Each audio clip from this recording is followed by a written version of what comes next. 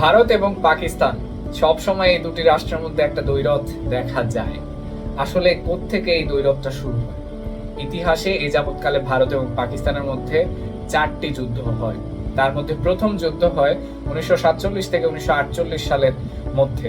কাশ্মীর রাজ্যটি কার দখলে যাবে এটিকে কেন্দ্র করে তাদের মধ্যে একটা যুদ্ধ শুরু হয়। পরবর্তীতে জাতিসংঘের মধ্যস্থতায় তারা সেখানে একটা চুক্তিতে আসে। দ্বিতীয় যে যুদ্ধ হয় সেটি হচ্ছে 1965 সালে একটি যুদ্ধ তাদের মধ্যে হয়। এটিও সেই একই কাশ্মীর রাজ্যকে কেন্দ্র করে তাদের এই যুদ্ধটি অনুষ্ঠিত হয় এবং এই যুদ্ধে মোটামুটি ভালোই একটা ক্ষয়ক্ষতি হয়েছিল।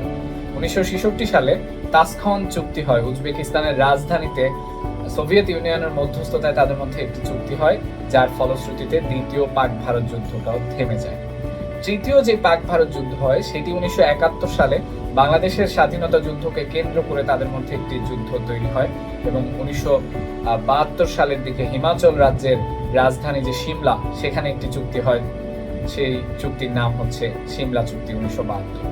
চতুর্থ যে পাক ভারত যুদ্ধ হয় সেটি হয় 1999 সালে এবং এটি কাশ্মীর রাজ্যের দূরে কার্গিল সীমান্তকে কেন্দ্র করে তাদের মধ্যে এই যুদ্ধটি হয়। পরবর্তীতে এটি ইতিহাসে কার্গিল যুদ্ধ নামেই পরিচিতি লাভ করে। ইতিহাসে তাদের মাঝে এ নিয়ে 4বার যুদ্ধ হয়। বর্তমানেও আমরা দেখতে পাই সবসময় একটা উৎকণ্ঠা অবস্থা সেখানে বিরাজ করে।